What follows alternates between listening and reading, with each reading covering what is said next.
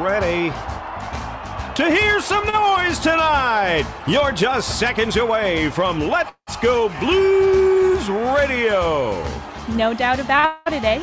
You're listening to Curt, Bill, and Jeff on Let's Go Blues Radio, the original St. Louis Blues hockey fan podcast.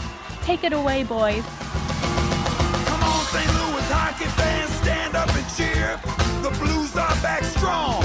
This is our year. It's the Blues' turn now. I'll write it and we'll do it live. Yeah, it's the Blues' turn now. That Al McKinnon slap shot, you know we can't lose. We are St. Louis, the home of the Blues. Come on, St. Louis.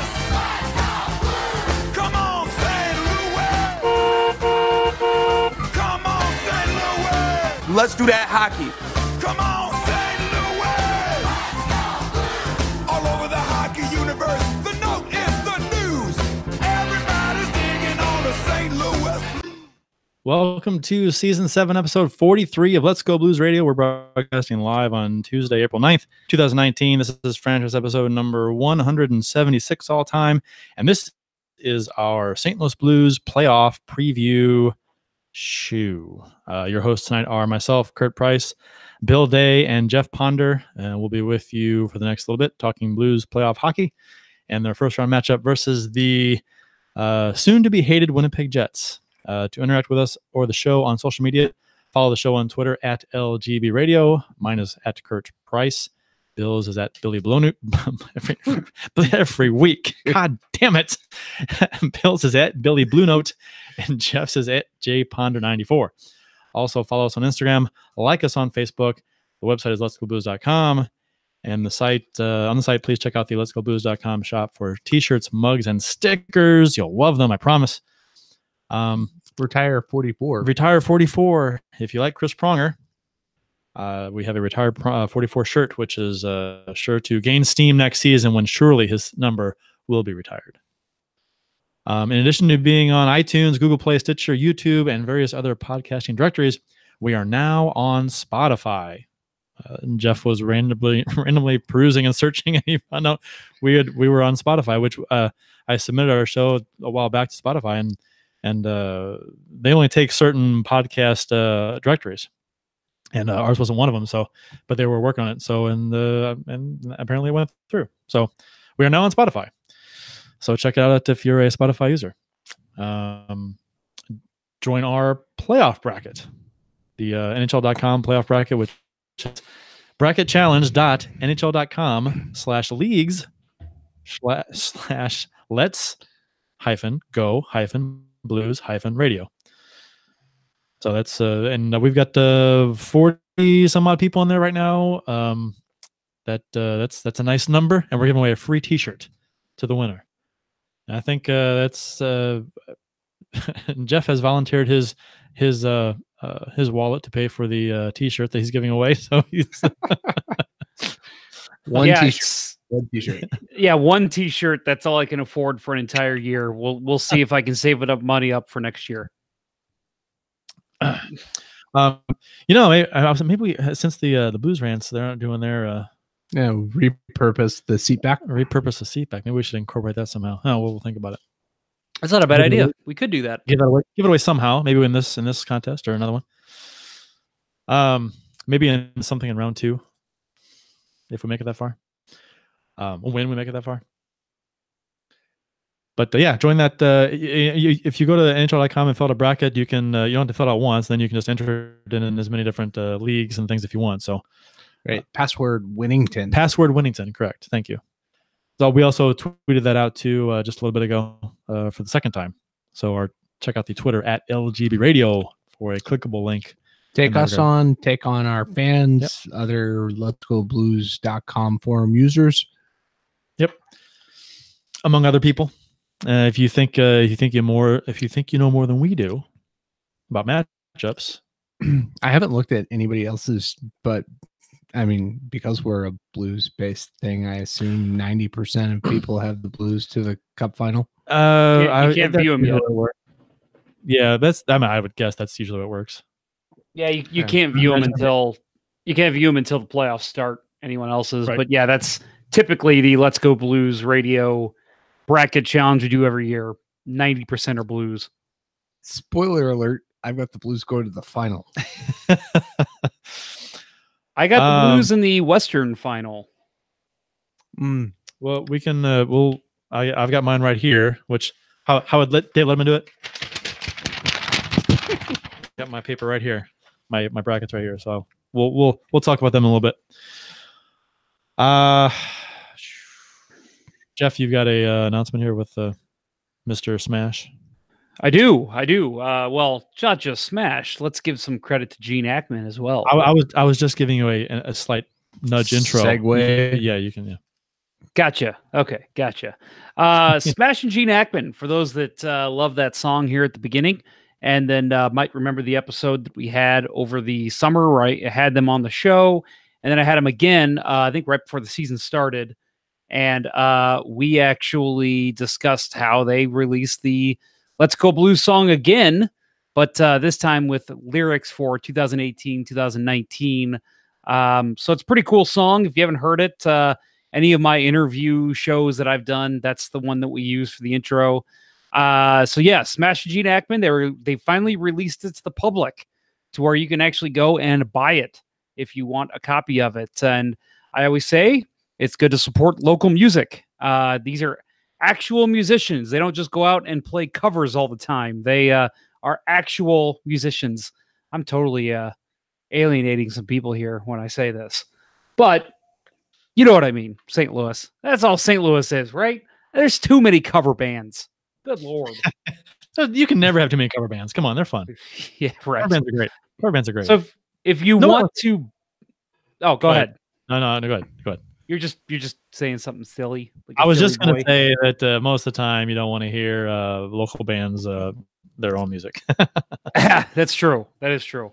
But Smash and Gene, for those who remember Smash from KC 95 and KLOU 103.3, and then Gene with Genie the Butch. Oh, good Lord. I'm forgetting the name of his band. I'm going to look that up. But anyway, he Butchwax in the Hollywoods. That's it. They released the song again, so I recommend you buy it. Go over to store.cdbaby.com. That again is store.cdbaby.com, and you can buy it for 99 cents over there at that online shop. Just look for Smash or Gene Ackman or Let's Go Blues. It'll come right up. So yeah, pretty cool. Anybody who wants to kind of let themselves get hyped up by listening to Gloria can finish that up with a little Let's Go Blues from Smash and Gene. We just watched Marcelo Ozuna make a complete fool of himself in the outfield, which if you thought he had done it before, you would need to see this. Because he did one of those climb the outfield wall things and look up and oh shit, I completely misjudged this and had to dive back onto the field, and the ball hit like at the edge of the warning track and he like hurt himself. Oh God. I think what was hurt was the ego. Yeah. Because that was just embarrassing as fuck. Yeah, he should have caught it standing. He should have gotten under it and camped under it and caught it at the edge of the warning track, and that was embarrassing. Okay. Enough about this baseball shit. Right. Official beers of episode number 176. Bill. I need to slow down because I'm pretty far through the first part of this. I'm going with the good stuff tonight. Bourbon County Brand Stout 2018 variety. Just the plain. Did not bring. I have one of the just plain, no ketchup, no mustard. No, none of the bramble, not the vanilla, not the orange. Just the straight Bourbon County Brand Stout. It's I bought quite a bit last year, and so wanted to celebrate the onset of the playoffs with something nice For the first time in 2 years. Yeah, want to do something nice for myself. Good. I'm happy for you. Yes, as you should be. I'm very happy for you. I'm happy for everybody. I got like 5 or 6 bottles in my fridge upstairs. I keep meaning to just find this an occasion to open one. This would have been a good maybe next show or so after a couple wins. Yeah, we'll see. Yeah. Jeff, what you got? Before we get to that, mark it down on the tape, Curt, because I know you're going to want to edit this for the podcast. This wonderful man in the YouTube chat named Jeff Ponder just asked, he's getting a little lag from Curt and Bill. Is anybody else? And our friend Doug says he is too. So you guys are sounding a little robotic and your screen's freezing a little bit. So I don't know if you want to look into that. Well, it's Curt's screen. My screen's fine. Okay. Good point. Is that any better? I mean, it comes and goes, so we'll have to see. Okay. It's Karma Chameleon. See, that's the beauty of doing a live webcast, folks, is we get to adjust these things on the fly. Yeah, Tice Huck, and I'll agree with this. He says your feed is very pixelated. Well, there's not much I can do about a poor internet connection. Curt hasn't cleaned his inner tubes in a week. I don't have any. Well then, good night, everybody. Maybe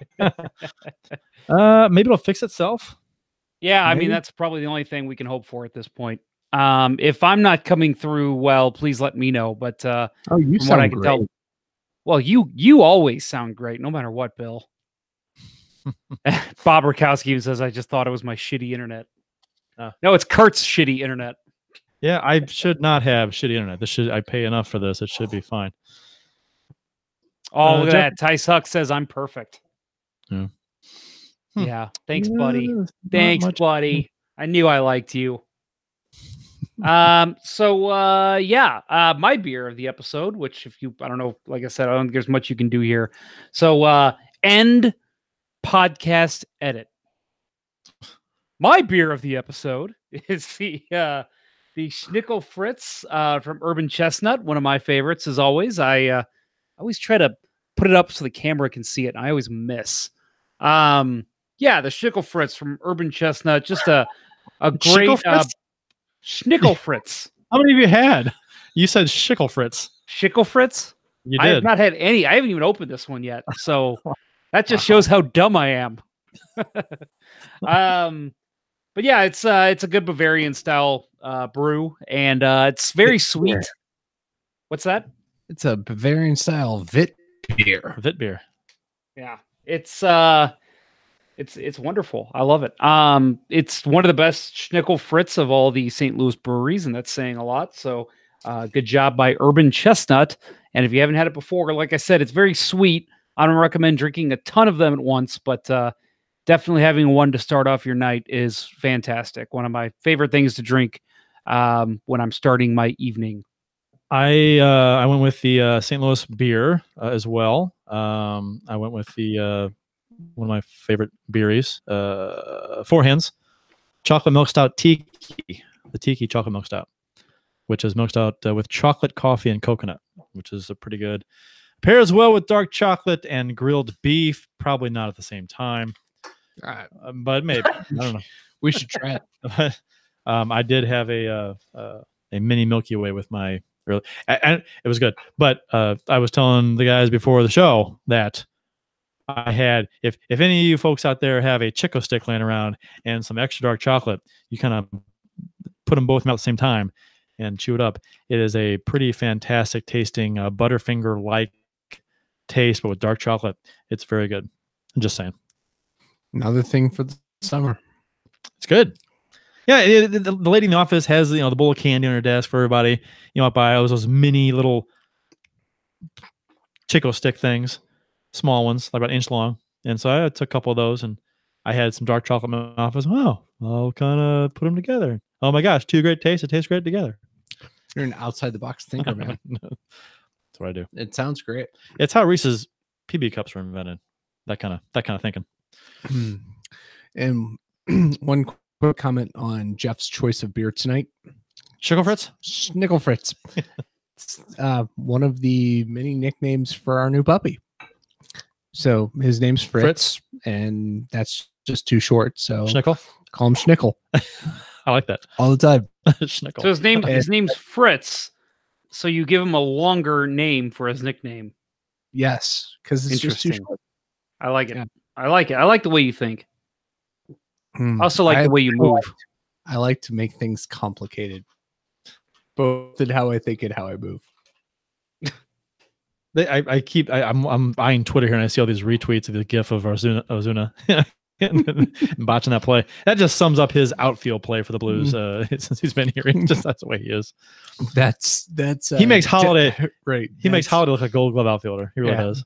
And that's right up there with Dennis Weidman and Carlo Koliakovo. That gifts. It really is. That's one of the better Cardinal ones. That and Wong getting picked off first base against the Red Sox in the World Series. Oh, don't even remind me. To end the game. Mhm. Where are you going?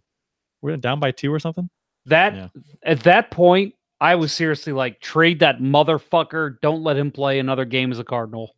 I think we were trailing by 2. Where are you going? Mm-hmm. Yeah, that was terrible. Terrible. Today in Blues history, courtesy of the @STL Blues History Twitter account, April. It is April. April 9th, 2019 is today's date. So 2006, April 9th, 2006, the jersey of Al MacInnis was retired by the St. Louis Blues as the Blues snapped the franchise record 13-game losing streak. It's kind of sad that the losing streak is longer than the career long winning streak for the Blues. Yeah, I remember that game. I was there, and good God, that was. I was too. I remember just like heading in there and saying, "Well, this will be cool because they're retiring Al MacInnis's jersey," and then thinking, "Should I just leave after they retire his jersey?" Yeah. I was there for that. I was there for the Hull one. I wasn't there for MacInnis. I was there for that one as well, and they got their asses kicked by the Red Wings that night. Yeah, they did. That sucked. Yeah, I think we were there for both of those as well. So, yeah. April 9th, 1997. Brett Hull scored his 500th goal as a St. Louis Blue. And Grant Fuhr recorded his 20th career shutout in a 1-0 win versus the Chicago Blackhawks as the Blues clinched a playoff spot. So it's interesting that Fuhr only racked up his 20th career shutout with the Blues. I mean, until he got to the Blues. He'd only had 19 up to that point in his career, which is wow. Right. Well, I know the errors. I get it, but the defense. That's exactly it. Yeah. I mean, the others' defense, they didn't play a lot of it. And Paul Coffey was basically a left winger stuck back on the point. I'd imagine 3 or 4 shutouts in a year was pretty good back then. Yeah, Vezina worthy. Yeah. April 9th, 1977. Bernie Federko was named the CHL Rookie of the Year, even though he only played 42 games for the Kansas City Blues. Federko, 20 years old at the time, was called up by the St. Louis Blues in early February, but his 30 goals and 39 assists in 42 games was still good enough for a 9th place finish among CHL scorers. And then he was voted the Rookie of the Year, CHL. Yeah, you know what's interesting about that is the fact that it was voted on by CHL coaches. Right. Do any other leagues still do that? That the coaches vote? That's interesting. I kind of like that. Yeah, you know what? To be honest, a lot of coaches are probably a better idea than a lot of the sports writers.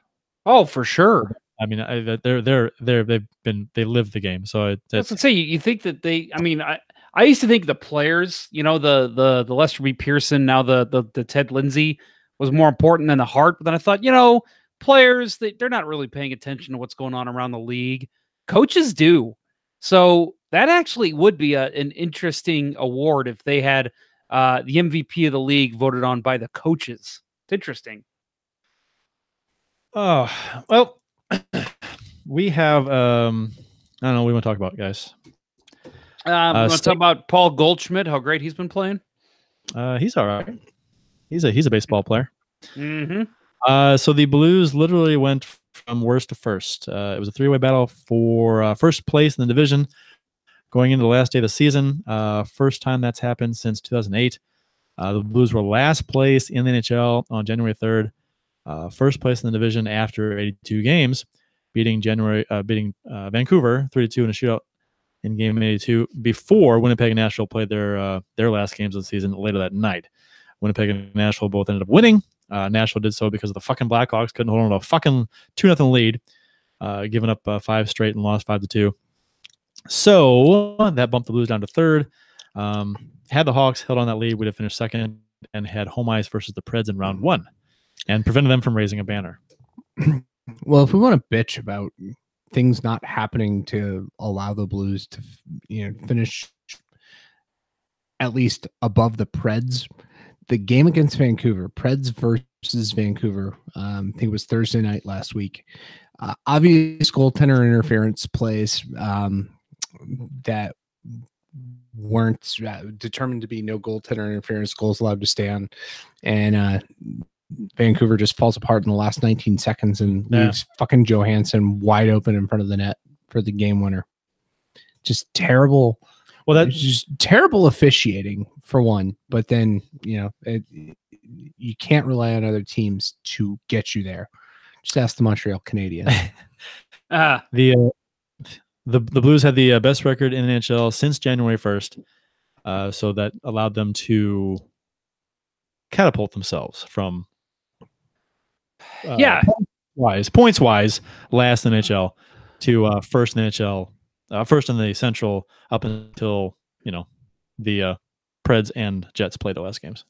Yeah, I mean that was cool. Even though they ended up, at the time, it was it was kind of given. Okay, they're in first, but they're not really in first.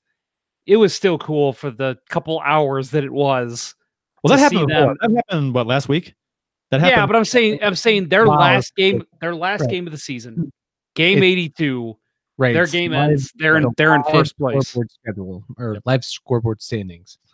Yeah, it was awesome. I mean, fucking. How far out were we? January 3rd. We were like I know we were 16, 15 points behind Winnipeg, I think, at the time, something like that. I've got it later on in the show. I got it marked down, but we were quite a bit. The thing with being last in the NHL, and we talked about this before, that the Blues were last point wise, but they had played like 6 fewer games too than a lot of the teams ahead of them. Mm-hmm. So I always thought that was a little misleading because they really hadn't played as many games. Now, granted, they were playing like ass. Mm-hmm. They didn't deserve to be anywhere else but what they were, really. But they honestly hadn't played as many games, so they really probably weren't quite last overall. I mean, if you want to talk about the games in hand they had, right?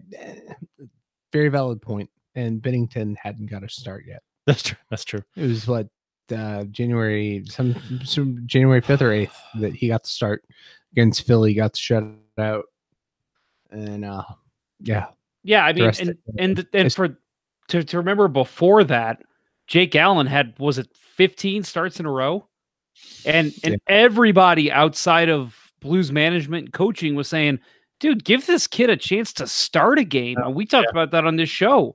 Like going into that game, we were all like, okay, the Philly game, we're saying, okay, every chance this kid's gotten in the NHL, he's come in relief of a shitty game of Jake Allen. Give him a start. Let him have that mindset of being a starter going into the game. Lo and behold, look what happens. I mean, Bill, you know from experience that it's a different mindset. It's a different game in your head going into a game, knowing you're going to start that game. Yeah, absolutely. And he only had one previous NHL appearance, right? Edmonton before the season, right? And it was before this season, yeah. It was. He only had like one period of play. I think it was what right, it was. And it was the smallest sample size. I think I said I called it the smallest sample size that you can have pretty much for a goalie. Yeah, just allowed like 1 or 2 goals in one period, something like that. Right. I want to give the Anaheim Ducks some credit here because thank God they took Chad Johnson off our hands when we put him on waivers because who knows what would have happened had he stayed in the organization. He was fucking terrible. Yeah, he was. And he was good for 3 games, and that's about all he was ever good for. Yeah. Yeah, he got that shutout. He got the shutout against San Jose. I was at that game, and I remember thinking, uh-oh, goalie controversy. But then I was like, oh, wait a minute. This guy is terrible. Yeah. The goalie controversy is that Jake Allen's your starter. Yeah. So regular season's over. The Blues and Jets are the matchup, and the Blues recalled a nice gesture, recalled Chris Thorburn to remain with the team through the playoffs. from the Jim Thomas article in STL Today at stltoday.com. His quote is saying, where he's at now is back in St. Louis in a classy gesture by the front office. Thorburn has been recalled by the Blues from San Antonio. He found out Thursday night and was on the ice Friday for the Blues optional skate. And I think Thorburn said, I think a big part of it for me was just the hope part of it, and it worked out. So I couldn't be more happy. Obviously, with Army, the general manager Armstrong, doing what he did, it's just an awesome thing. So there was a lot of goofy talk about this on Twitter. Kind of got way out of hand for no reason whatsoever. Excessive consternation. Yeah, right. So just to kind of, we're all on the same page, I assume, with this being a. What do you think it's a big deal? He's been brought up. Do you disagree with him being put on the roster? Okay. No, you have an expanded roster. I mean, I think even if it was like Chris Thorburn is probably going to go play next year somewhere else and whatever, it doesn't matter. I think they still would have called him up because he's got NHL experience. He's got experience against the Jets. I mean, that's his former team. I still think he gets called up anyway. So this was just a nice gesture to do it right before the end of the regular season and say, okay, you're already up with the team. You're going to be with your family. I know he's got a special needs kid at home, correct? Is that right? Yes. Autistic son. Autistic son. Yeah. So that's, I mean, I get it. That was cool. But at the same time, from a hockey sense, and I know Chris Thorburn wasn't that liked here, and by the three people on this show, that's correct too. But you think about who you're going to call up for a couple extra spots. Kyrou, Blay's still up with the team. McEachern. And you're probably calling up Chris Thorburn because you want that veteran presence to be there in the coaches' meetings and the video meetings. And I mean, good gesture, yes, but I think it's also a hockey move. Even also, I mean, we're playing Winnipeg, right? He spent a lot of time there. I mean, we're going to be in Winnipeg. I mean, even at the very least, he's got friends there. He's got. I mean, he's right. He might have some insight on players, but in I don't know, maybe it was foresight on Armstrong's part to think that that's going to be the likely scenario that plays out, that we wind up playing Winnipeg.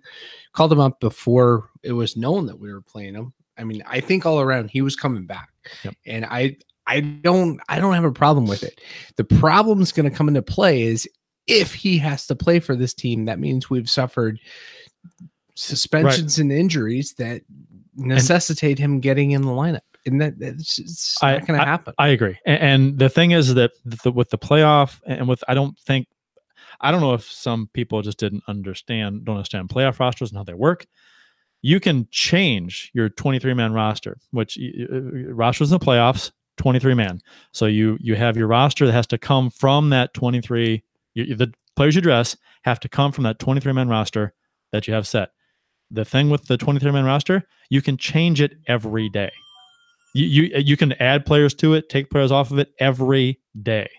So it's not like your Thorburns on the roster and he has to be on the roster throughout the entire playoffs. No, they can take him off after the first game if they wanted to. There's not a player there's not a more deserving player that's having a spot taken away from him because of Thorburn being on the roster. Thorburn is not going to play unless you said, Bill, unless we're decimated by 3 or 4 injuries up front, where Blay, McEachern, and Kyrou and Fabry are all playing, and someone else gets hurt. Oh my gosh, we got to play Thorburn. It's going to be that kind of situation where he plays, and in that case, well, yeah, got to play him, right? So I think a lot of people here, and I know that there's probably one person in particular we're going to talk about, but I think a lot of people in St. Louis get confused with the baseball playoff rosters as opposed to NHL and really any other sport, because I'm pretty sure the NFL's is the NFL like that? I'm pretty sure they say, well, they don't have call-ups in the NFL, do they? Yeah. So leagues. Yeah, they're all in the roster. They got the practice squad. Yep. But anyway, that's irrelevant. The NHL roster, like you said, you can change it every day if you really want to. And it's not the playoff roster. It's not you submit this roster and this is what you get this round. Next round, you can change it. It's not like that. And I think a lot of people are confused by that. Bob Rakowski in the YouTube chat said, at first I was upset about Thorburn because I was under the impression we had a limited amount of call-ups. I have since learned differently. So there you go. Good on you, Bob. You voiced what you thought was the case, realized that it wasn't, and you said so. Everybody's happy, moves on. Well, what kind of prompted this was our friend Lance over at the Drop Podcast. When he found out that Thorburn was being called up, he tweeted out and said, "Why are people so happy to see Chris Thorburn on the playoff roster? He cannot play in the NHL anymore at the level he is right now. It's just stupid. Oh, and please don't tell me it's a nice gesture or he's a nice guy. That crap doesn't matter." Jim Thomas literally said in the article that it was a nice gesture. And Thorburn himself said it was a nice thing. So that's what it is. It is a nice gesture. And barring a truckload of injuries, he's not playing. So Right. that's all it is a gesture. There's not a single goddamn negative to him being on this roster for reasons we've just pointed out. Unless you're an enormous Chris Butler fan. And He's the only other possible guy that could have got the call up. yeah, right. I guess. I mean, Wallman. I guess, Wallman hasn't gotten there. Foley's been injured. I mean, Yeah, but we have who's Delzato. next? We have Delzato. We don't need Butler. right? So, yeah. so there was a long. Not even missing the point. Just being a curmudgeon. Well, right? It's like the angry man yells at the cloud, right? That's what it is. It was actually a long discussion with a number of people and Lance, and I don't know if he has me muted or what, but I was, because he never really responded to what I was saying. I'm just, if you just read what I have to say, you would understand. It's almost like he didn't get it. I don't know. I don't know. Maybe he's just having trouble voicing what he means. I don't know, but it didn't make any sense. So that was and he even addressed later that, that the gesture thing isn't matter. It's about winning hockey games, or however we worded it. But again, like I said earlier, you think about who you're calling up for the 23-man roster. And again, like Curt said, you can change it every day. It's not like you only get this amount of call-ups a series. It doesn't matter. I mean, they could go in tomorrow and say, you know what, Chris Thorburn been sent down. We're calling up Chris Butler. I mean, it doesn't matter. Who cares? Yeah, and apparently they're not going to do it because they said he's going to be with the team throughout the playoffs. So, but that's the way they envision it happening. And I agree. It's a big fuss over nothing, because it doesn't mean what I don't think he thinks it means. So the fact that we've talked about it this long is actually kind of shocking. Yeah, I know, right? Who would have thought we'd talk about the Chris Thorburn call up? It should have been a nice gesture. Oh, that's a good thing. Okay, let's move on. Oh no, it became an issue. And I still don't think he understands what was going on. Lance, if you're listening, if you want to jump on and give your 2 cents, he has done this before. So feel free to come on and explain your side. Maybe we're misrepresenting what you said, but I just read your tweet, so I don't think we are. Anyway, St. Louis versus Winnipeg, first round matchup. So St. Louis's season was kind of redefined by their second half. They changed coaches, they changed goalies. This is a vastly different team now. Anybody who's been not been living under a rock can see this. So we're gonna look at things in this show from January 4th on, which covers the last 3 months of the season. That's when the Blues became a different team, and coincidentally, that's kind of when Winnipeg became a different team. Yeah, I mean, before January 4th, they were the Atlanta Thrashers, right? Where is that, Bill? Yes, I was just going to say that the important unspoken thing here is that the Blues haven't played the Atlanta Thrashers, Winnipeg Jets since December 7th. Yeah, the day that will live in infamy. Right. Before Jordan Whittington was anointed savior of the franchise. So we got the vast majority of these numbers that we're going to compare are from January 4th on, because Winnipeg got off to that fantastic start this season and the Blues did not. But anybody who's anybody knows that this Blues team is not the same team that started the season, and Winnipeg is not the same team that started the season. Both teams went different paths.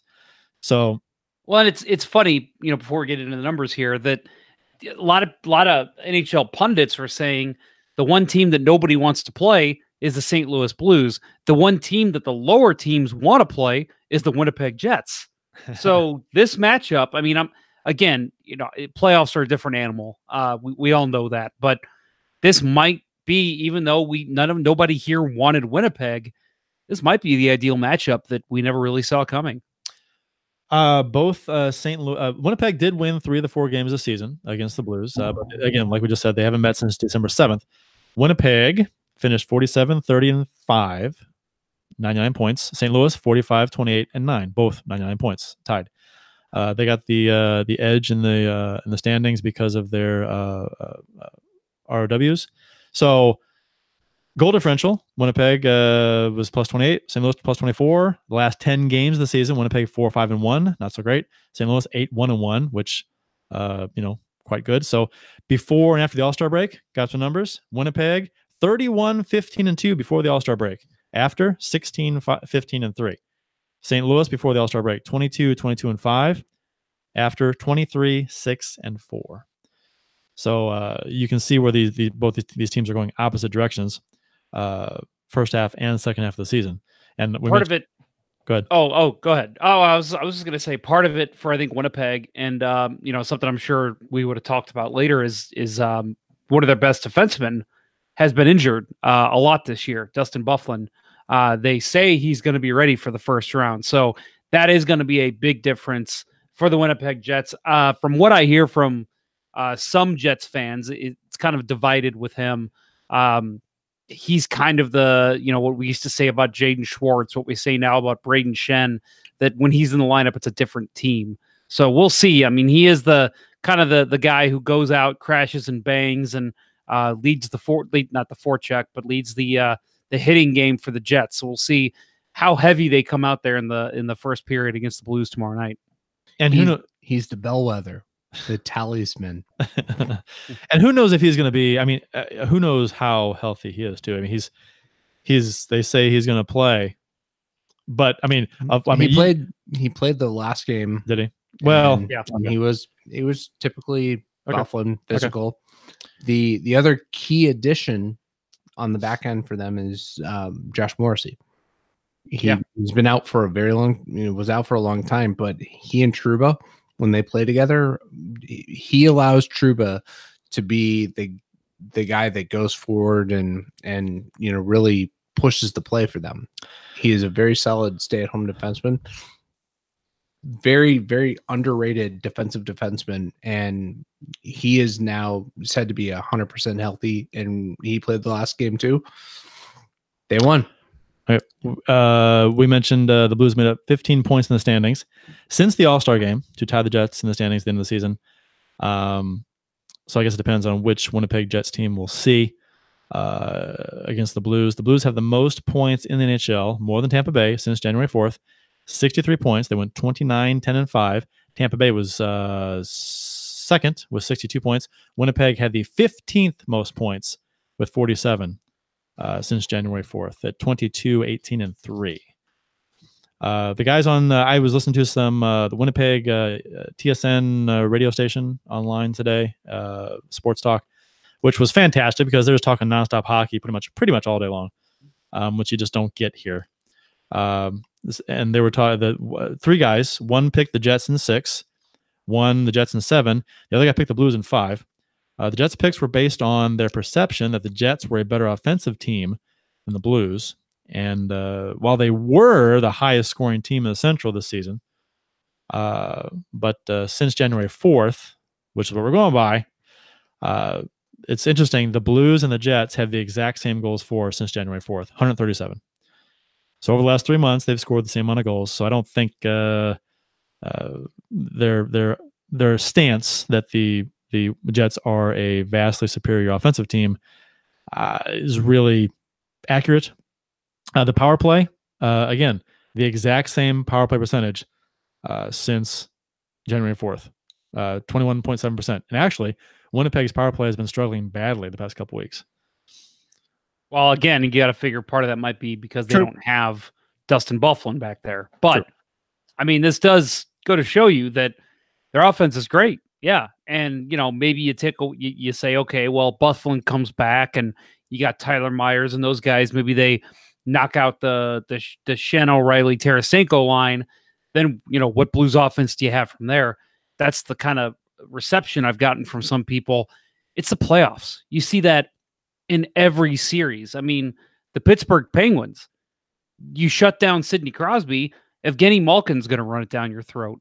I mean, that's the kind of thing you need from your players in the playoffs. So, yeah, O'Reilly, Shen, Tarasenko, they're going to be playing against some of these better defensive players on the Jets and maybe even their top offensive line to kind of go gun for gun.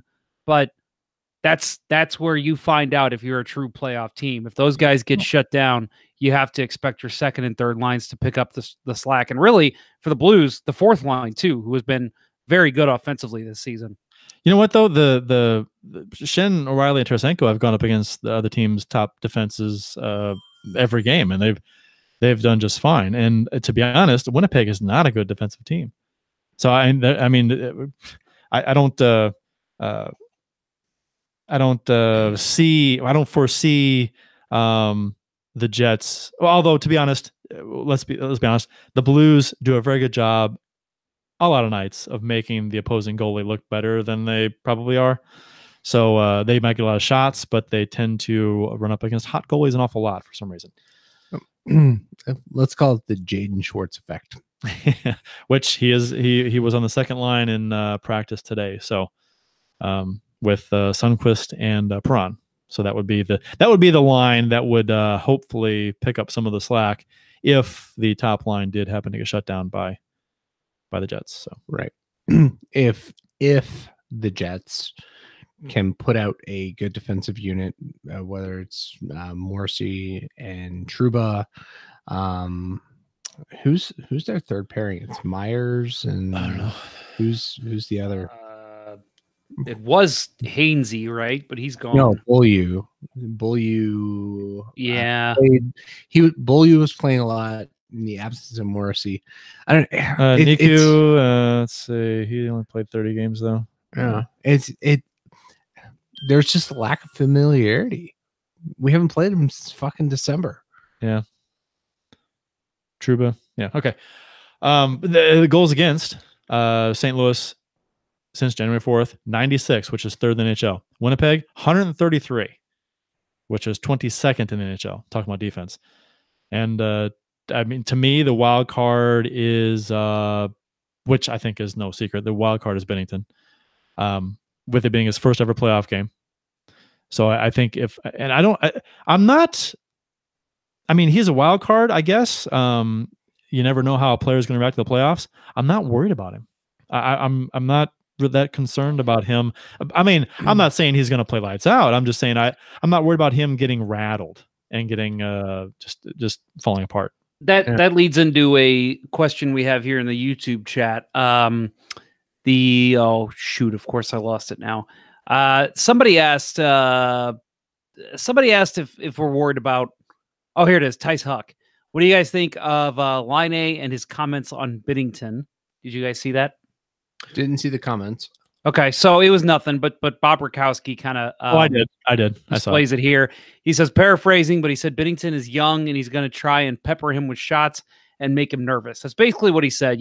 He said, oh yeah, I'm gonna, he's a rookie goalie, got to go in, just get some shots and make him nervous. It's funny is, he did use the word nervous, and that's kind of a word we've associated with Binnington this whole season. And Josh Webster, after Bob said that, even says in the YouTube chat, impossible. Here's the exact quote. Tice Huck. The goalie doesn't have that much experience about the NHL and definitely not about the playoffs. So it's just try and shoot at every puck and try to make him nervous. That's an exact quote from Line A. So, listen, because it had been established that Binnington is not nervous. Yeah. let's face it. Nervous. This is NHL player talk. That's the kind of quips they're going to give the media. I mean, it's a nothing comment, but I don't think he really meant anything by it. But it is funny that he mentions the word nervous when Right. there are literally T-shirts of Jordan Binnington going around St. Louis saying, "Are you nervous? Do I look nervous?" Like I if mean, you want to try and make Bennington nervous, you might want to come up with a better game plan, because I don't know if that's going to work based on what's been said so far. It's funny. It's humorous. I found it humorous. Yeah. No, I'm not worried about those comments at all. I mean, Patrick Laine is a hell of a player, but you gotta hope that the Blues' defense steps up. Pietrangelo is going to be seeing a lot of him, and Jordan Bennington's up for the task. I mean, I have no concern. Now, we've talked about it before. What's our big concern with the Blues? It is still goaltending, because he is a rookie, and we still don't know exactly the type of goalie he's going to be. I mean, at this point, goaltending is always a concern. Right. I don't care who you are. It's always a concern. As you know, as a guy who played goal, I'll tell you right now, like I've been thinking about this. Until Jordan Binnington makes that first save, my butthole's gonna be puckered. I'm not gonna. Oh man, that's just because Curt's gonna be around. Yeah, I do live less than 5 minutes away. It's very uncomfortable. It's natural fact. Rookie going into the playoffs, he has had an incredible year. I have no reason to doubt that he'll be successful in the playoffs. But I think we said that about Jake Allen about 5 years ago. Yeah, no reason to doubt him. You know, and then he gives up. I mean, goal line chances to like from the corner on Zach Parise, and now we fucking hate him. Yeah, I mean, look at it this way too. You know, you think of. And again, I'm not trying to say Jordan Binnington's going to have a rough playoff. I think he's going to be fine. I'm with you. There's no reason to doubt him. But you do think about the years that we've seen Calder Trophy winning goalies, Steve Mason, Andrew Raycroft. At these points in their seasons, their fans are saying, well, nobody's going to beat these guys. They're great. They're going to have great NHL careers. They're both out of the league. So, yeah, I mean, you never know what could happen. But I'm with you, Bill. Like, I'm going to be nervous until he makes that first save and gets a feel for the puck. But at the same time, I have no reason to think that he is going to do anything incorrectly, at least in the first game. Yeah, I think at least from what we've seen, he has the right attitude about the whole thing. Yeah, and to be honest, his playing style is compact. He doesn't rely on his reflexes a whole lot. He doesn't rely on dramatic saves necessarily to play well. He's a positional goalie, so I think that could come into play. I mean, with the game being more intense in the playoffs, if you're positionally sound, if that's your game, as opposed to reacting as much, you know what I mean? That might be an advantage to him as far as not imploding. So, penalty kill since January 4th, St. Louis is 6th in the NHL at 84.3%. Winnipeg is 27th in the NHL at 77.4%. So goals against, Winnipeg 22nd, and penalty kill 27th. So it's on paper, it's shaping up to where the Blues should be able to score some goals. And if you look at the goaltending matchup, Hellebuck 17-12-2 since January 4th, 2.91 GAA, which is 32nd in the NHL. 916 save percentage, which is 20th in NHL. Right, very pedestrian compared to his Vezina caliber year last year. Yes. Right? Yeah, tell my fantasy team about it, bastard. So I mean, and so the goaltending, goals against, penalty kill, it's all there. Those are all the last 3 months have not been good for Winnipeg. Winnipeg, Binnington, 24-5-1, 183 GAA, which is second in the NHL, 930 save percentage, which is sixth. So I think the Blues have. I mean, on paper, I mean, all this can change. You never know in a short 7-game series, but on paper, last 3 months, Blues, quite frankly, are dominant as far as goals against, penalty kill, defensively. They're dominant. I mean, they're dominant. I mean, there's a reason, everybody. And by the way, Bill, I think earlier the sixth defenseman for the Jets, were you thinking of Ben Chariot? Yes. Okay. Yeah, there you go. He scored a huge goal in one of the early games against them, between the Blues and Jets this year, it was a Jake Allen goal. Shot Yeah, it from- was. that had no business going in that went in. Yep.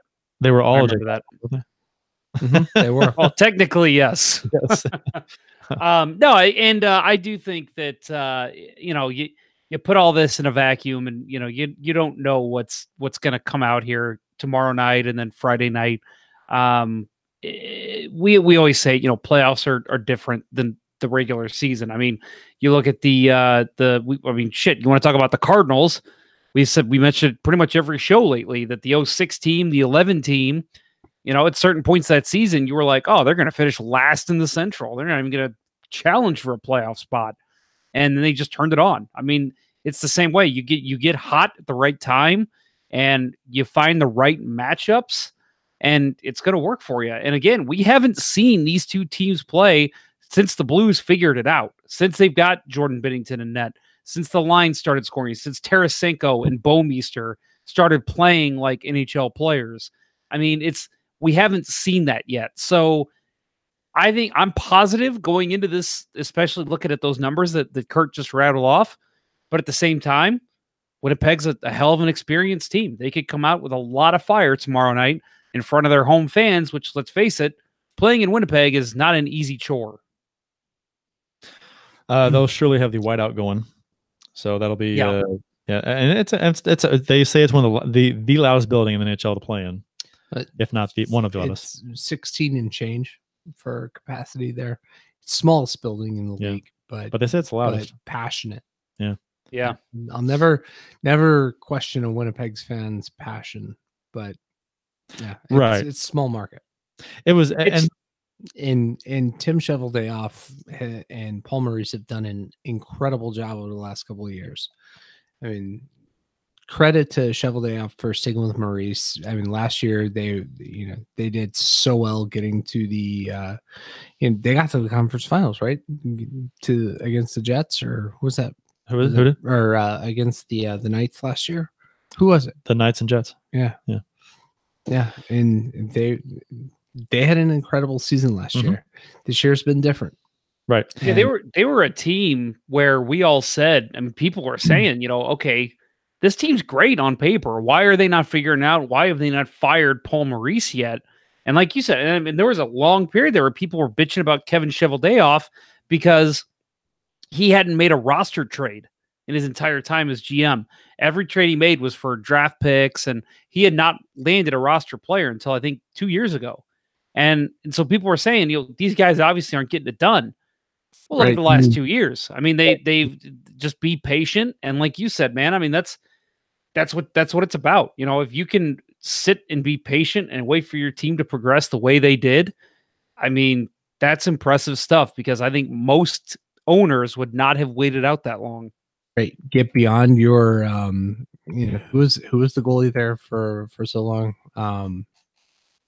God, the Czech goalie gave the Steen goal from Andrei Pavlik. Yeah, and Andrei Pavlik gave up the goal from Jackman from center ice. Yeah, that was great. God, yeah. they waited that out. They got Hellebuck, who is he is a quality NHL goalie. His season this year not as good as last year, but man, they've earned the right to be one of the top three teams in the Central without any debate. We've got some conversation in the YouTube chat talking about the Bouwmeester extension, which we can talk about here in a second. Also, Ty Suck said, like I said before, I'd rather have the whiteout than get pelted with dead catfish. That's a thing. Yeah. The more I thought about it, the more I want Dallas to do some damage against Nashville. I think a lot of people are sleeping on Dallas. Yeah. I think Bishop could be the guy in that series. Well, is he healthy?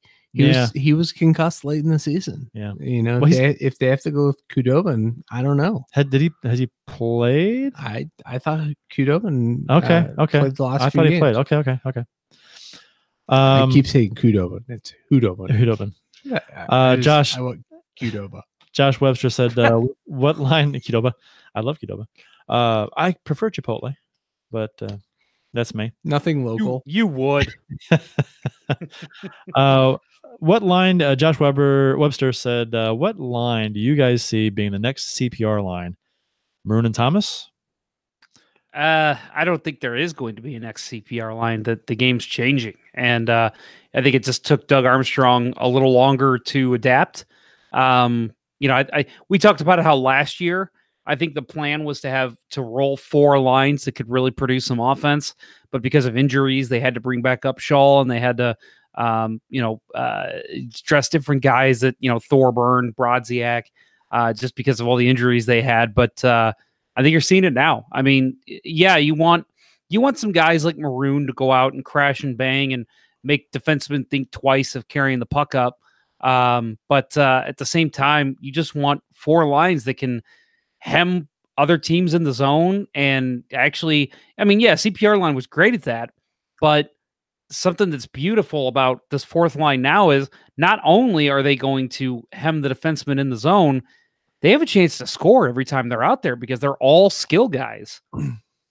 Yeah. For as much as Patrick Maroon was maligned by us and a lot of the fan base this year, he had a great stretch run. Mm-hmm. He's starting to put up points. Looked like he finally figured out how to play in the blue system. Playing better. Better. Was tougher on the puck down low behind the red line. A couple of them wraparounds went in for him. Yeah, yes, I did. Let's see. Douglas Johannes says, since January 1st, we beat every playoff team except for the Islanders, Sharks, and the Hurricanes. Didn't play Calgary and Winnipeg, none of which I am concerned with because I doubt we would see them, short of Winnipeg, of course. Doug is also the one that predicted we would finish first, which he almost got it. He almost came so for close. 2 hours he had it. Yeah, he almost had it. Do you think Sammy Blais gets in if he gets healthy? I'll tell you, Well, as opposed to Sanford, yeah, right. In this series, you need heavy bodies who can play. I would prefer Blais or McEachern over Sanford. I think I prefer Blair and McEachern over Sanford anyway, just because I just don't think Sanford's done. He just, I hate to keep ragging on the guy, but he, aside from the goal off of his face, I mean, he had a couple of assists, but I just don't. He's a disappointment out there to me. He doesn't do it for you. He doesn't do it. He's a disappointment. He can never. He's not. He doesn't finish. He loses the handle. He falls down. He falls down as much as Oshie did. You just but Oshie Jaden Schwartz. But Oshie finished. Sometimes. Yeah, Schwartz too, man. It'd be nice if Schwartz could get on a roll. And I don't know if you guys caught the athletics breakdown. Dom Lecision did all the breakdowns, and he said that he thinks Jaden Schwartz could be the X factor if his puck luck comes back. If his historical shooting percentage returns, he could be the guy that adds the delta of goals that's been missing. I know you're just kind of quoting Dom there, but for me, and I know you guys probably agree, it's not a matter of puck luck. I just don't see the same player I saw last year and the year before. I don't know if it's injury. I don't know if it's something in his head. He's not the same guy. I thought early in the season, I thought it was puck luck that it was just missing, because I thought he had a number of really good scoring chances, good opportunities, and it seemed like it was just, man, he can't buy a goal. It's bad luck. But I agree with you, Jeff. I think the second half of this season, wherever it's been, he just hasn't been generating those quality chances. He hasn't been getting those chances, and he hasn't been it's almost like he is invisible, and he's a disappointment out there. Before in the season, I thought, oh, it'll come around. He's getting the chances, he's getting the shots. Now it's not happening. Even like we commented on his shot that he had a great chance in alone, and the wrist shot just looked weak. It's almost like I was going to say, it was almost like he's got a hurt wrist or something. I don't know. But you think if he did, he would have been resting the past couple of games, like they rested Preco and whatnot. So I I don't know. It'd be great if he could net a few in the first round and kind of get going, but I have no confidence in that. I don't. I've got. Good. I was going to say I've got an idea for Mr. Douglas Johannes here, who is always active in our YouTube chat. He is quite the hot take machine. He says Schwartz was saving it for the second season. He's going to be MVP of the first round. My idea for you, Douglas, because man, you were hot take after hot take. You said you have a Twitter account. Use it and just post Blues hot takes. And tag LGB Radio and everyone. There you go. Boom. And kind of getting a little bit backtracking a little bit. You guys were talking about Sanford. Again, I said this a couple weeks ago. I'm fine with him playing right now, just because for whatever reason it's working. Don't change what isn't working. So, but yeah, if they lose game one or if they play poorly and squeak by with a win, maybe I look into making a change. But right now it's working, so keep rolling it.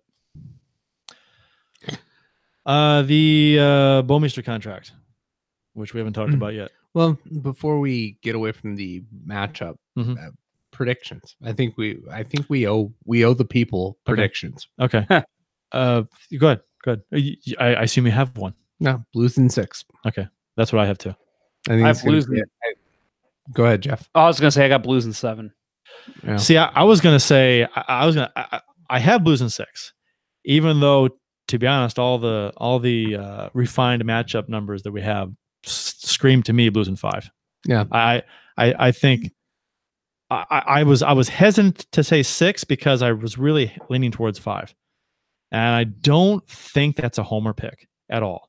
The way the teams are trending, unless because I mean, obviously you never know. Teams can flip the proverbial switch. Okay, for that can happen. You see teams do it sometimes, but for the Blues not to win in 5, I think Winnipeg has to flip a switch. I think to force it to 6 or 7 games, they have to flip a switch and play a lot better than they have been. Patrick Laine has to stop playing Fortnite altogether. Patrick Laine has to stop playing Fortnite. Yeah. I think the Blues right now are going in with the momentum, and Winnipeg is not. But obviously, that can change with one shot. If Winnipeg comes out and just scores early, scores often, has a good game one, then I mean this game could be over in 4 games. I mean if Winnipeg can turn it on, they can beat anybody. But honestly, I can say the same thing about the Blues. They come out, have a strong game one, they could sweep the series too. I really think it's going to go either way. It's just going to depend on which teams we see. Do we see the Blues of the last couple months? Do we see somewhere in between the Blues from the last couple months and early in the season? And which Jets team do we see? I mean, it's going to be interesting. I think you're going to tell a lot of how the series is going to go by how game one, even just the first period, goes. Did Laine start playing Fortnite? Was it after his 5-goal game against us? Because since his 5-goal outburst against us, he's had 11 goals. He has 11 goals. Yeah. That's it. Yeah. No, it's his Fortnite career is well documented, apparently on the internet. When I think Vancouver banned it before, like during preseason, they banned it in the clubhouse, and he made a comment about it that got a ton of media play. But yeah, there's a great conspiracy theory video about Laine and Fortnite on YouTube. Google it, check it out. I find it hilarious. Jacob Pitt says, "Who scares you the most on the Jets?" Well, let's run through some of their responses first. We've got Douglas Johannes says Bufflin. Zach M says Wheeler. Jacob Pitt says he's worried about Kyle Connor. Bob Rakowski says Buffugly, but I'm guessing he means Bufflin. So yeah, what about you guys? What do you say? Wheeler. I mean, he's a top point getter. So Yeah. that's kind of And he kills us every time. Yeah, so does Bufflin though. Yeah. Bufflin, I mean, it's just a big body. I mean, we don't have an answer. I mean, Maroon can't handle Bufflin either. Nobody can handle Bufflin if he wants to fight somebody or wants to body to body. I remember when Reeves tried to like go shoulder to shoulder on a hit with him. It knocked Reeves on his ass. Yeah. So He's 6'2", 253. he's big. He's He's a a big huge boy. guy. Hey, he had in a skirmish one time. He had one player in each hand. Right. I mean, Yeah. just this like ragdolls. That was the NHL Network Western Conference playoff preview. Was it? Highlight package? Yeah. Yeah, So- they call him Jumbo Jet for a reason. Yeah, a friend of mine who is from Duluth played against him in high school, and I know him. Yeah, yes, you've met him. He said Buffalo ran him in a high school game, and he didn't see straight for a week. Oh, wow. So my answer, I mean, yes, obviously Bufflin, Wheeler, Connor, who's had a hell of a season. The guy who I think is one of the most underrated players in the league, you just don't hear about him because of the people around him, Mark Scheifele. I love that dude's game. He's big. He can move the puck. I mean, he can put the puck on a string. He is sneaky good. That's the guy that I'm worried is going to, I mean, you get him jump starting the offense, they're going to be firing on all cylinders. 38 goals. He leads their team in goals. They have 3 30-goal scorers and 5 players over 20. Yeah, They're very deep. Their depth is insane. But the thing is, their depth is insane. But I mean, their defense isn't good. Their defense is good, and those guys aren't doing what they did earlier in the season. Right. So, like I said, the Blues since January 4th are just as good offensively. Exact number of goals scored. So now games played might be a few different, but still, give or take. Yeah. Going back to Scheifele, the turning point in the game Saturday night where the Jets took over the game against the Coyotes. Scheifele took a pass from behind the net and just absolute snipe. Perfect shot under into the upper 90. No goalie in the league was going to stop that shot. It's just on his tape, off it. And if he does that in this series, the Blues are in a lot of trouble. I had a friend compare him to Pierre Turgeon because you think back to the Blues years when they were in their heyday. You know, it was Scott Young was getting a lot of credit. Keith Tkachuk, Pavel Demitra, whoever was on his teams, Brett Hall, obviously. And a lot of people kind of forgot about Pierre Turgeon and how he gets going. Anyone on his line is going to score a goal because he's a hell of a passer, a hell of a playmaker, and he can finish himself. And that's kind of what I see in Mark Scheifele. I see that. I mean, Scheifele plays a different game, but man, he is a guy that he gets jump started. Look out. I mean, that guy he can wire it to the top shelf. He can pinpoint a thin pass across 2 defenders. He can do it all. He's a hell of a hockey player. Other matchups. You guys want to pick the other matchups? Sure. Your winners? It's always fun. Yeah, it's fun. We have a bracket. You can join our bracket at the NHL.com. Just go to Twitter and look for our link that we tweeted out at LGB Radio to join the Let's Go Blues Radio. It's on the Facebook page as well. It is on the Facebook page as well. Let's Go Blues Radio, NHL.com tournament bracket challenge. And hey, if you're interested in winning, look at the shirt Mr. Curt Price is wearing and look at the shirt Mr. Jeff Ponder's wearing. You could win one of these. But not the shirt that Mr. Bill Day's wearing. You could win the shirt off Bill Day's back. No, you could.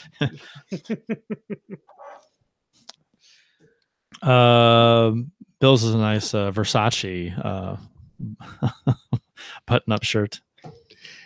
Just Banana Republic. Is that all? That's all. All right. Okay, so what do we got here? Western Conference. Calgary and Colorado. Flames lead the series this season 3-0. Yeah, Calgary. How Calgary. many games? 5. Jeff, what do you got? Calgary in 5. I got Calgary in 4. I'm picking them for a sweep. I never pick sweeps. Yeah, if there's any sweep to be had, that's probably the one. I don't like picking sweeps, and I don't like picking games to series to go 6 games because that's like 6 games. That's the default pick.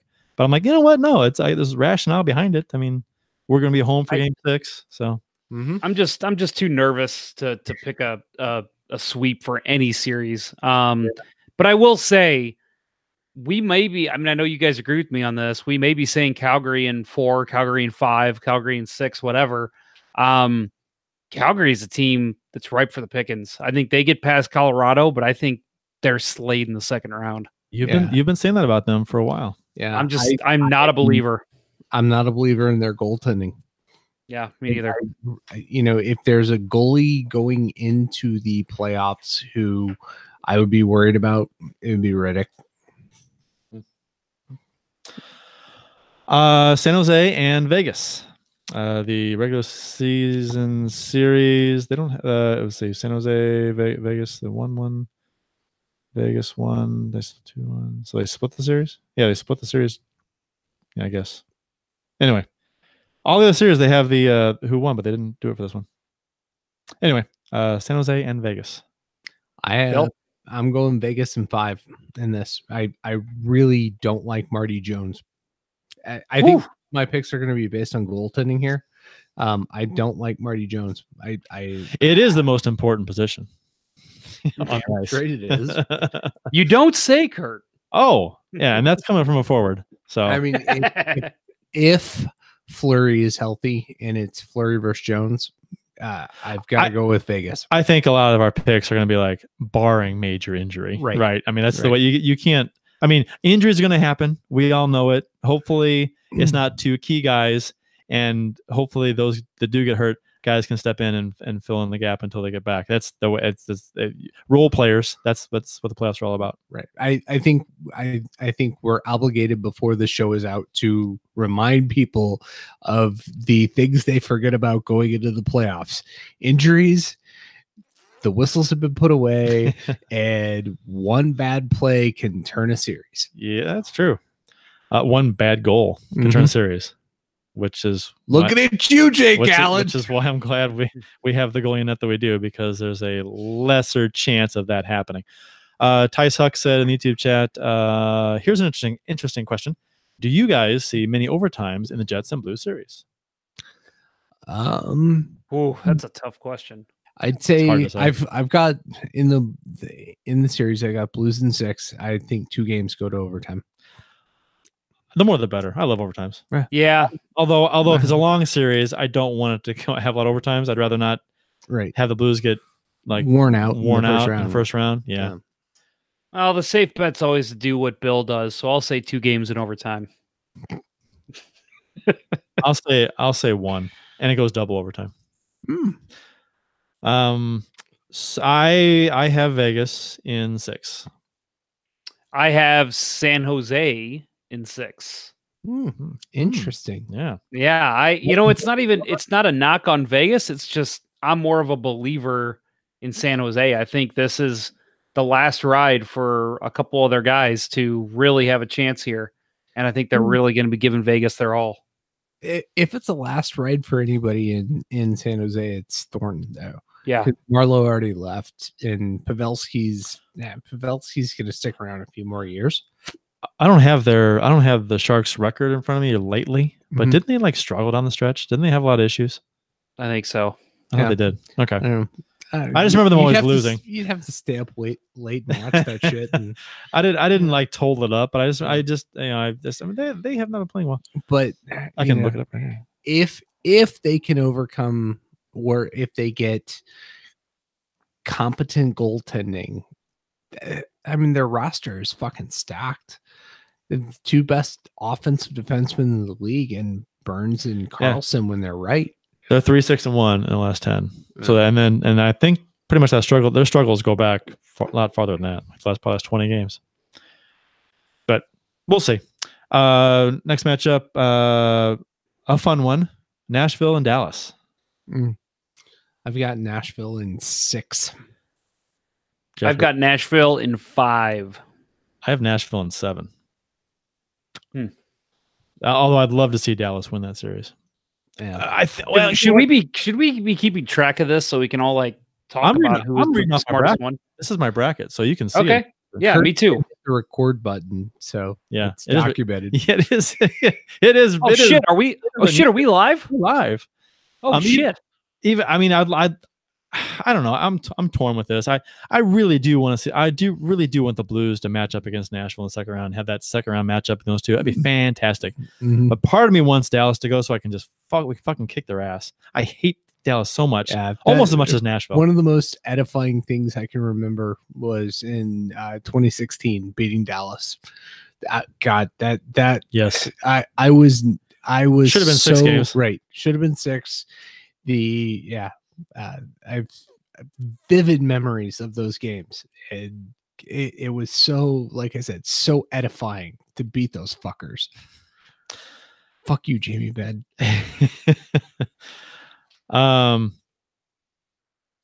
Yeah. Did you say yours, Jeff? You did, didn't you? Yeah. Oh, yeah. Okay. I said Nashville in 5. That's right.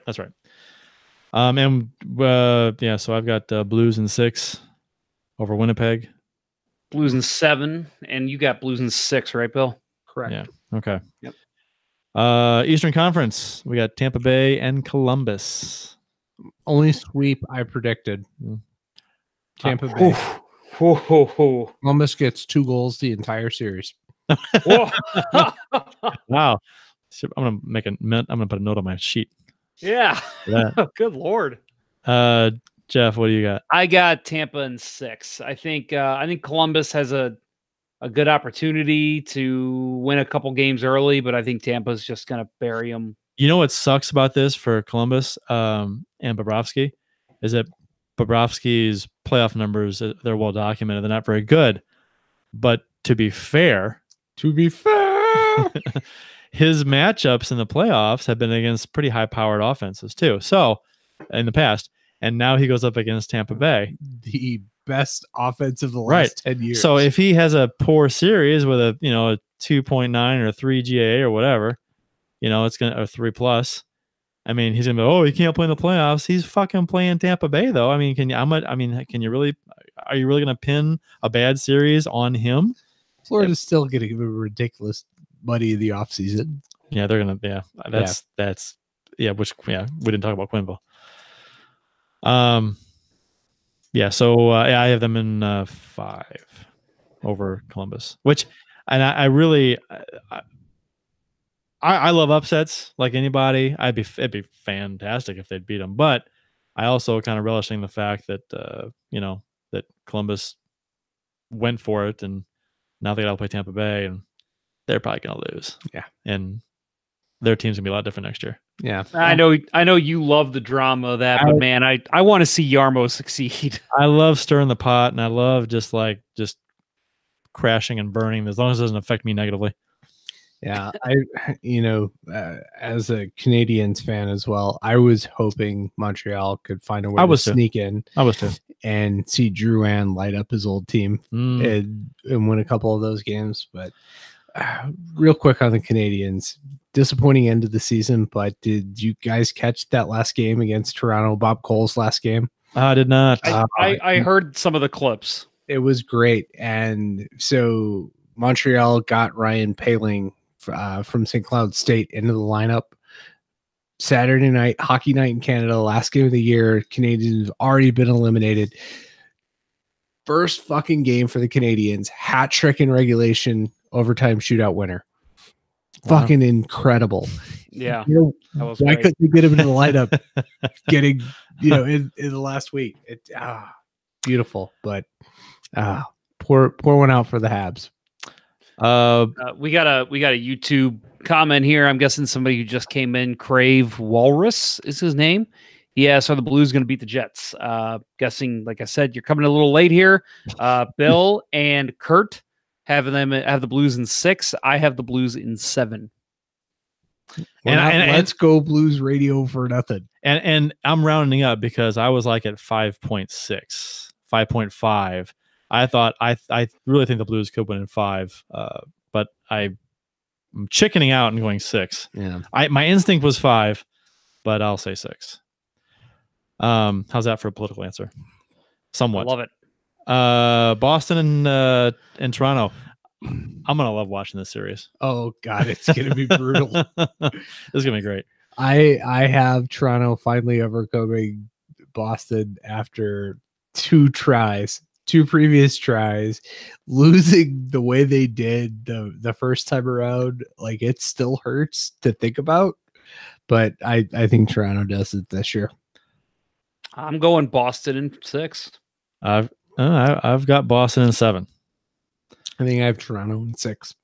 Okay. That's gonna be a fun one. If it That might be the best series. There's no way the pressure doesn't get to Toronto. Oh man, it's so poetic too that those fans we're in the playoffs. We got Tavares.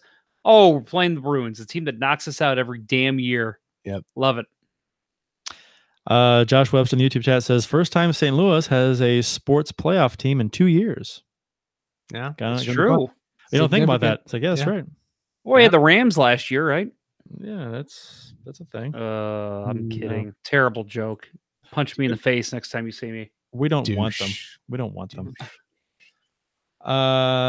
The Capitals and the Hurricanes. I'm going Caps in 5. Yeah, I got Caps in 5. I want the Hurricanes to win 1 home game just to see if they do it. They won't. They've already said they won't. Yeah, I don't believe them. I want them to win 1 game.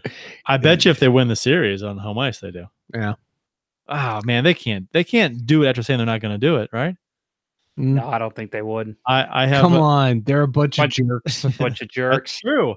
Yeah, that'd be good. That'd be a good response. Hey, what prompted you after the game, after they do the skid on the ice? What prompted you to do it after you said you were going to? We're a bunch of jerks. I don't know.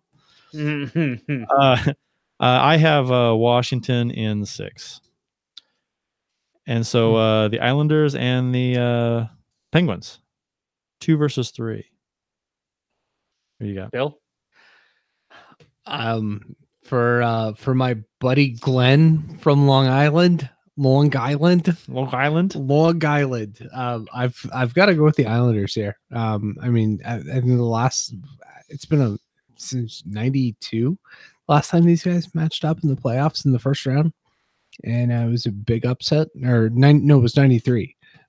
Big upset by the Isles. And I don't know. I am not a fan of how the Penguins have been this year, and I think there's something going with Trotzy on the Isle. I'm gonna go Isles in 7. Why don't I like Trotz? I don't like Barry Trotz.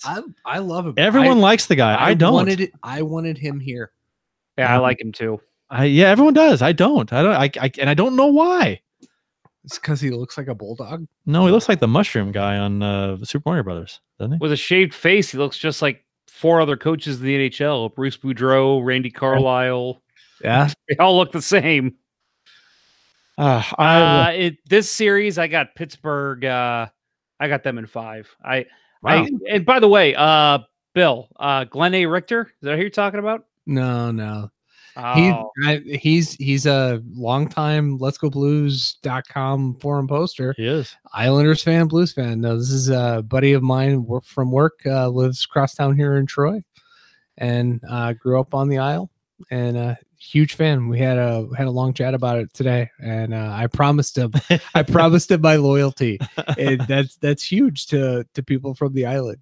Just ask Donald Trump. You're not an Islander unless you're born on the island. Like I said, I picked the Penguins, but I'm rooting Islanders all the way for not just for your friend Glenn. You've got me on board, but our friend of the show, Dominic from the Lighthouse Hockey, who was on earlier this year. He's a St. Louisan, grew up a huge Islanders fan as well. So I'm rooting Islanders. Trust me. I'm not pussing out. I'm taking the Islanders. So if you're rooting for the Islanders and you want them to win, fucking take them. No, because I want to win the bracket. I want to win a T-shirt. All right. I've got the Islanders in 7. You have to buy the T-shirt for yourself. Yeah, that's what I want. I want to buy it for myself, not anybody else. See, if you win, you get to pick the winner. Who you give it to? That's actually probably what I will do. I pick Bill Day. Oh, so we are Bill Day all day. Hey, Bill Day all day. That's my softball nickname. All day. All day, Bill Day.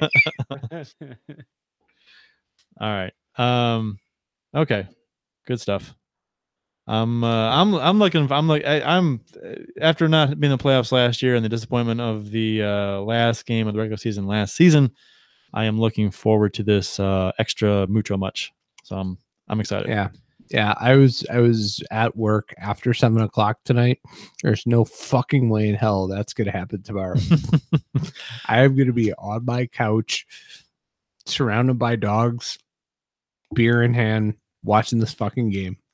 Saturday was honestly one of the better days of my life because I know I told you guys I don't have the brackets for them yet, but I was able to go out and get my set of Checker Dome seats, which I'm very happy to have now. So that was cool. Did that in the afternoon. Came home, literally watched hockey all day and all night. 3:00 Blues game. I think it was 7:00. The other game started. Then there was another one at 9 and 9:30. All with playoff implications. I love days like that, and I think tomorrow night's going to be another one of those. The Winnipeg nicknames, we talked about that earlier today, which we found out that the Winnipeg is also nicknamed the Gateway to the West. Has this been talked about at all, or did you see this somewhere? I don't think so. No, because you found it in that article. No. Yeah, I get this. This is Winnipeg is known as the Gateway to the West in Canada. So where's your fucking arch? Yeah, no shit. Yeah, where's the fucking gate? Ours is the arch. So this series, can we dub it the Battle of the Gateway to the West? That's terrible. Battle of the Gateways. It's clunky. Yeah. Battle of the Gateways. The gateway grind. The gateway battle. The gateway like a nightclub. Right. Gateway grind. I'm on that app. The Gateway Grudge Match. There we go. Coin it. No, that was something because you sent us that article that mentioned that, and I said, "Oh, that's fucked up. Never seen that before." Went on the Wikipedia page. Sure enough, under nicknames, there's Gateway to the West.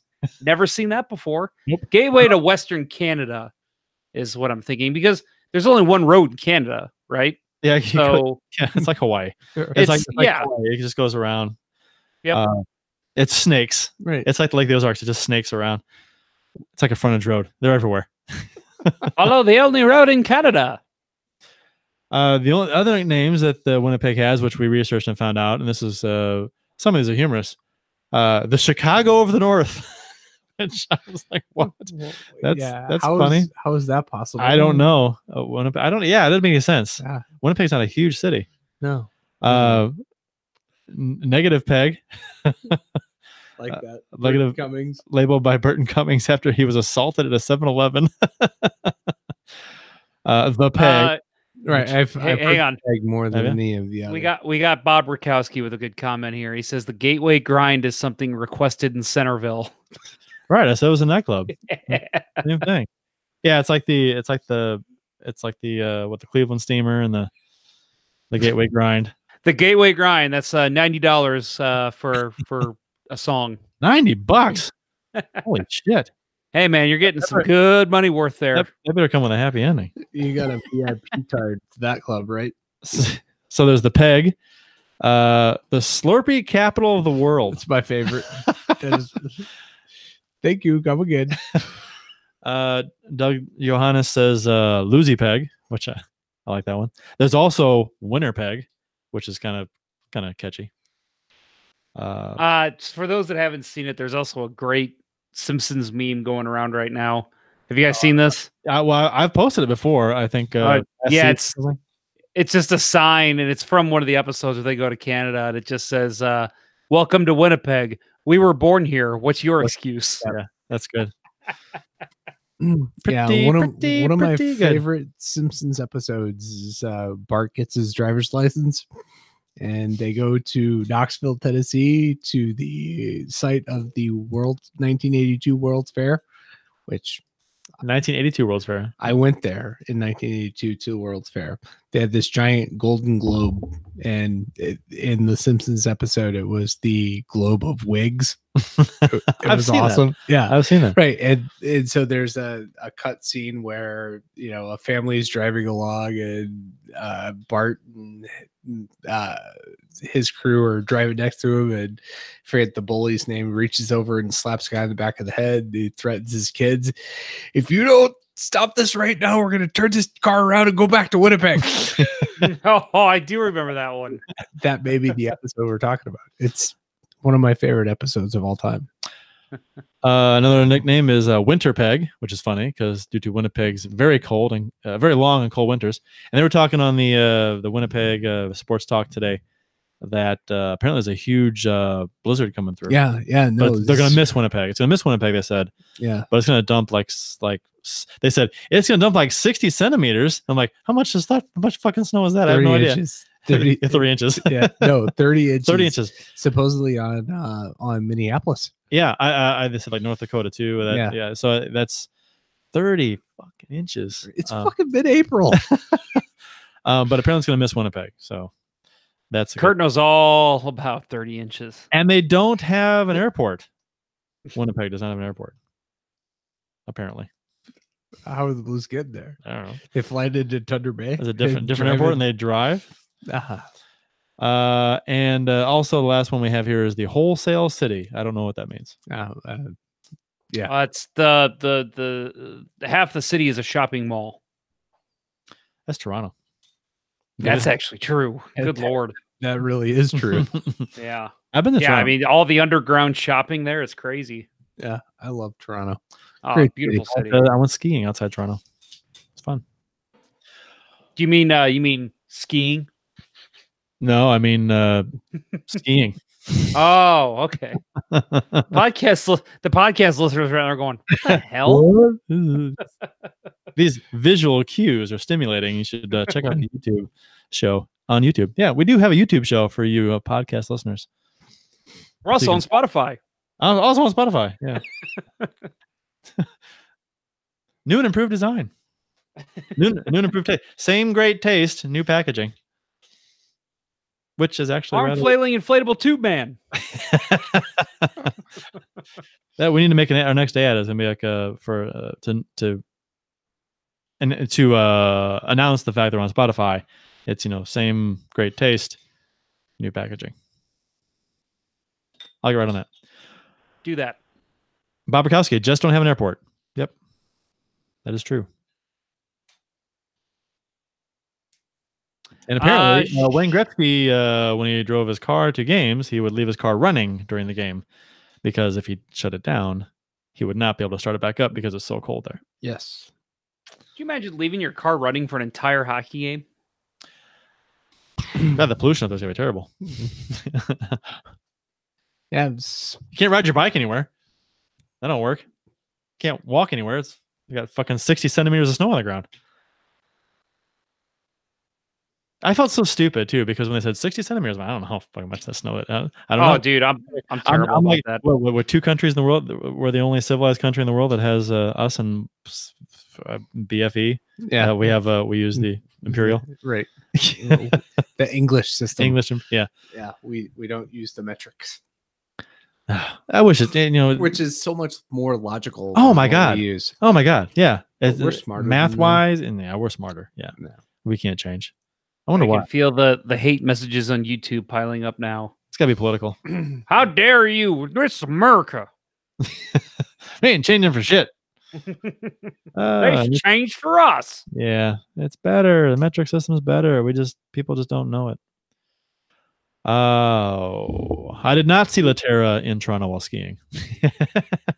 Josh asked in the YouTube chat. That's pretty good. Tice Hug. It really is dumb how they are the Jets and they don't have an airport. That's a good point. How many jets do you have in Winnipeg, huh? No airport. I bet you got none. Not a single jet. I don't know. So before to the RCAF though, like there's a giant Air Force base in Winnipeg. They don't have a commercial airport, but no commercial airport. Right, no commercial airport. But you would think with the way that Canada, how hockey crazy Canada is, they would open up the military institution for the Royal Canadian Mounted Air Force. It's the Royal Canadian Mounted Air Force. Yeah, bunch of horses on planes, or planes on horses, or planes on horses. That's funnier. That's better. It's actually just bounties riding Canadian geese. Canada geese. It's Canada. You don't say Canadian geese. It's Canada geese. It's Canada. Yeah, Canadian. And let's all be honest. Canada is America's hat for this series. They are America's hat. Oh. It's funny because we mentioned Simpsons earlier. Simpsons has two great references to both Canada and Florida. Canada, they call it America's hat. Florida, they call it America's wang, which is wonderful. Canada calls us their shorts. Oh, they're the shorts, eh? Oh, they're shorts, eh? Well, take off. After I have poutine, sometimes I go in my shorts, eh? That's gotta be racist. I just with that accent, it's gotta be racist somehow, some way. You're gonna get like hate mail. I'm ready for it. Bring it on, Winnipeg. With loser peg, that's what we call them, right? Loser peggers, The mastigators, mastigators, which Ty Suck put in the YouTube chat. What else you want to talk about? We have not discussed Jay Bouwmeester. We should talk about that. I tried to, and I was so rudely and appropriately interrupted. Right, because otherwise we might have been done with the show by now. Your thoughts on the Bouwmeester 1 year, $3.25 million extension? I have a feeling that we're going to be all over the board here with how we each feel about it. But what do you guys think? I am good with it. Maybe it's attrition on my part because I said the guy should have been taken out and shot, behind the barn last year, and he proved us wrong. He has been an integral part of the team over the resurgence, and reward him for 1 year. I was amazed that Doug Armstrong knew that he could put a one on a contract in term. So I'm happy with it. That's good. I like that. I was not as happy with it. I mean, again, this is a discussion we've kind of had already, just because we asked that question a couple weeks ago. I am not on board with a Jay Bouwmeester contract extension. If you want to hear my full thoughts on it, I think it was 2 weeks ago we discussed it. Tune into that podcast. Like I said, I'm not going to rehash everything I said. I just we'll reiterate one point. If you have 3 to 4 years of your contract where you were not capable of being even a top 4 defenseman, I know there is injuries. I know that I put a lot of blame on the coaching staff and the medical staff for letting him play while he was injured. But if you have that long of your contract where you were not living up to your salary at all, I want you gone. I don't care that your last 3 months were some of the best that you've had in a Blues uniform. I was ready to move on. I'm not upset. I'm not going to sit here and bash Doug Armstrong. I understand why he did it. I just don't like it. If it were me, I would have. And I know that, I'm not going to sit here and say Mitch Reinke should be up here. I don't know. I don't see him play. But something that I've suggested is you absorb that time of Jay Bouwmeester that he plays into the rest of your defensemen. So, you have Pietrangelo, Edmondson, Dunn, Bortuzzo, and, your whole system you have now. And maybe you bring back Del Zotto for 1 year at a cheap price. You absorb that Bouwmeester time. Everybody says, well, what are you going to do with that time that he's filling? You don't have to give it to one person. You can distribute it throughout the lineup. So that's my only thoughts on it. But again, I understand why Armstrong did it. I'm not going to sit here and bash him for it. It's just not what I would have done. I was fine with the 1 year. I don't like the money. I think I said that I would have liked him back on the show like 2 or 3 shows ago. I said, a couple million, around 2, something like that. 3.25 is the new 2, apparently. But and I heard it was 3.25. I'm like, oh, that's more money I wanted. So of course we had some discussions on Twitter and whatnot about, the vast majority of people were all, I love this deal, which it's so funny. I'm kind of on the in between for both your guys' stance on this, because I think people have short-term memory when it comes to Bouwmeester, that he's played well recently, and they're ready to forgive and forget the past few years. I think the 1 year is fine. 2 million was 2 million, 2.25, something like that. $1 million less than we got now would have been fine. So I'm upset over, not upset, but I'm just like griping over $1 million, which I think was a little too much. So, and we did a poll on Twitter, had almost a couple hundred people respond and vote. 69%. We asked if it was an amazing deal, bad money, good years, bad years, good money, or hate the deal. And 69% said amazing deal, love it. 23% said bad money, good years. 2% said bad years, good money, which wouldn't make any sense anyway. I don't know who the 2% were. And 6% said hate the deal. So the vast majority, overwhelming, said that they loved the deal, which I don't get loving the deal, but again, short-term memory. What do you think? Yeah, I don't think you gave enough options. They only give you 4, right? So I am in the camp of like the deal. If we had somebody who was ready to come up, again, like to Jeff's point, I don't know Mitch Ranke's the guy. As a Providence guy, I've been hoping it's been Jake Wallman. But there weren't enough contributions to get the Rampage into the playoffs this year. Mm-hmm. So there isn't a lot of hope right now for somebody to come in right away. So let Bouwmeester have 1 more year. His play has he's been integral in this team's success. Yeah, he's been good the past few months. Synonymous with the turnaround. I mean, it's one guy is not going to do it. Just your goalie alone is not going to do it. It's shot suppression. It's your goals are up. Your goals scored are up. You're just playing more responsibly. It's all kinds of things came together. And it's one thing if he was doing the same thing, but he looks like he's got that step back, that closing the gap, making the well-timed step-up play, pinching every once in a while. It looks like that part of the game that made him a better than average defenseman over his career is back. Yep. And I'd say I'm with Bob Rakowski, our friend in the YouTube chat. I'd say I'm pretty much on board with exactly how he words it here. I'm okay with it, not thrilled, but not hating it either. Again, it's not that I hate it. It's that I just don't agree with it. So I'm kind of with Bob on that. I think it's time to move on. The ship has sailed. His time here is over. Let's see what either some of these guys can do that you've been building in the system, or you, like I said, you let those 18 minutes a game he's playing absorb into the rest of the lineup. Give Vince Dunn some more time. Bertuzzo has earned it. I never thought I'd say that.